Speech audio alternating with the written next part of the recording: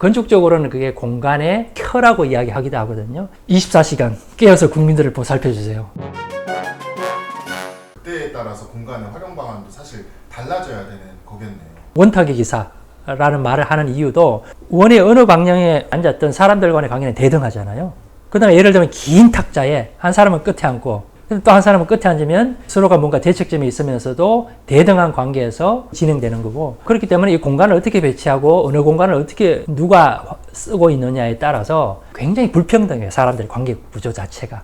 여러분들 모임할 때 혹은 선배들하고 만날 때 문 쪽에 후배나 이제 직급이 낮은 사람들이 앉고 안쪽에 되게 선배나 상사들이 앉잖아요. 그거 자체가 이미 공간이 중요하다는 걸 이야기하는 거거든요. 그렇기 때문에 정치적으로 보면 이런 것들을 최대한 잘 이용하는 게 정치적인 스킬 중에 하나겠죠. 청와대 공간 구조가 왜 소통이 안 되는 건지 설명을 해주실 수 있어요?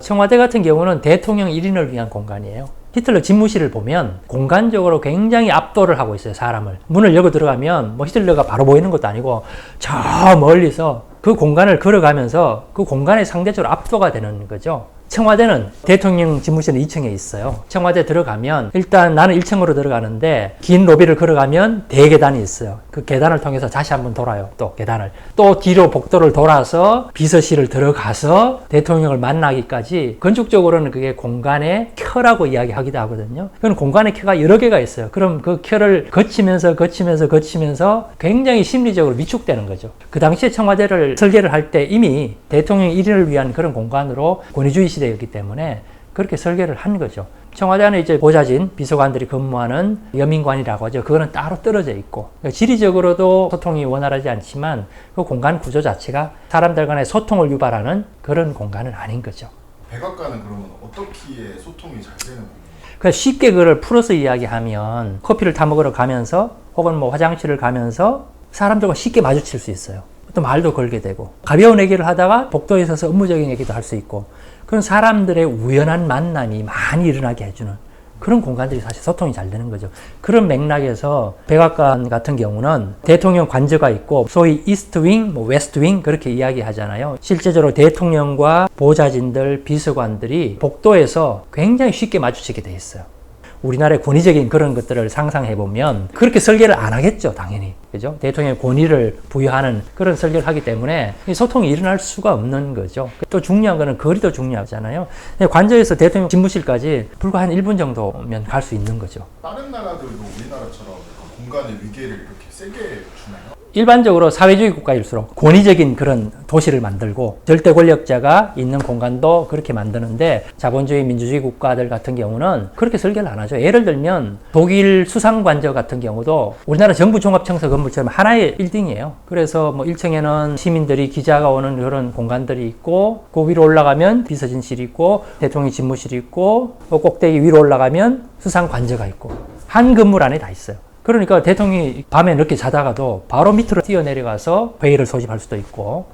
용산이 어떻게 보면 그 건물이 수직적으로 붙어있어 그 안에서의 공간 구조는 소통이 좀 원활해질 수도 있는 게 아닌가. 모르겠어요. 저는 대통령 야망이 없습니다. 저는 대통령이 되고 싶은 생각이 전혀 없는데, 대통령이라고 하면 뭐 평생에 한 번 하는 거 아니에요. 그죠? 대통령은 24시간 깨어 있어야죠. 나라에 무슨 일이 생길지도 모르고. 이거 대통령이 출퇴근을 한다? 저는 이건 아닌 것 같아요. 정말 주어진 4년, 5년 이 기간 동안은 내가 자다가도 바로 회의실로 달려가서 참모들을 모아서 회의도 할 수 있고, 이런 대통령의 모습을 우리가 다 그리고 있잖아요. 어떻게 보면 국민들의 염원이 담겨지는 그런 공간을 만들어야 되고요.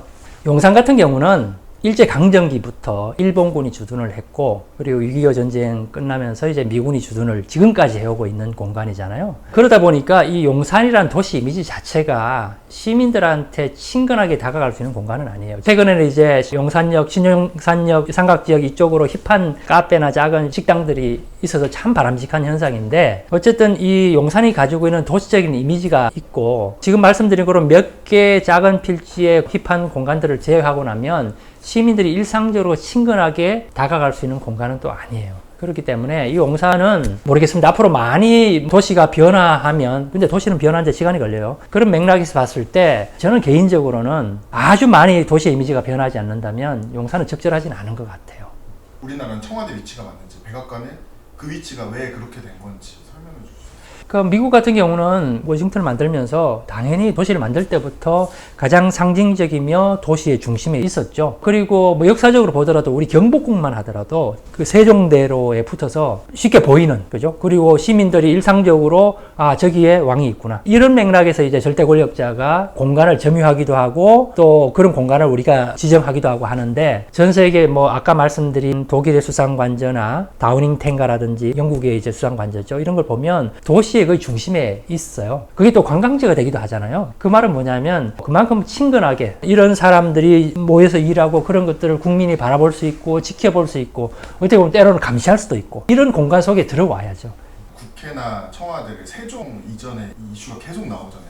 그건 어떻게 보세요? 우리나라는 헌법에 그게 있진 않죠. 미국 같은 경우는 헌법에 이제 있는데, 그러니까 국민적 합의가 필요한 사항입니다. 뭐 세종시가 좋으냐 나쁘냐를 떠나서 우리나라 국민들이 다수결로 투표를 해서 거기가 적합하다 그러면 대통령 집무실이 갈 수 있죠. 한편으로는 독일이나 영국이나 이런 걸 생각해 보면 수도에 있죠. 뭐 런던에 있고 베를린에 있고 파리에 있고, 그렇기 때문에 저는 개인적으로 삼청동 같은 경우가 저는 대안이 될 수 있다고 보는데, 실제적으로 삼청동 가보시면 요즘은 이제 관광이 되니까 앞에 비서들이 근무하는 여민관이 있잖아요. 그 건물을 활용하고 필요하면 리모델링 신축을 하고, 그리고 대통령 관저는 그 여민관 건물하고 붙여서 지상으로든 지하로든 서로 쉽게 오갈 수 있게 만들어주고, 그리고 대통령 관저는 잠을 자는 공간은 집무실 위에 만들고, 어쨌든 삼청동이 개방이 되면서 그래도 국민들의 마음속에 굉장히 비교적 친근하게 다가왔기 때문에 이미지적으로는 과거의 권위적인 대통령 관저 이미지가 삼청동이 가지고 있다고는 보지 않아요. 그 다음에 기존의 관저와 집무실은 시민들에게 제한적으로 개방을 해서 길을 만들면 미셸 푸코의 파노프티콘처럼 가운데 간수타워가 있고 300도 돌려서 제수들이 있잖아요. 그 역의 개념으로 대통령의 집무실 근무하는 데가 가운데 있고 시민들이, 국민들이 사방을 돌아다니면서 감시할 수 있게끔, 시민의 권력이 더 위에 있게끔, 이렇게 우리가 발칙하게 대통령 집무하는 공간을 우리가 24시간 감시한다. 그런 개념에서 이제는 만들어야 되지 않을까, 그것도 생각을 해볼 수 있을 아이디어 같아요. 그러면 교수님 대통령한테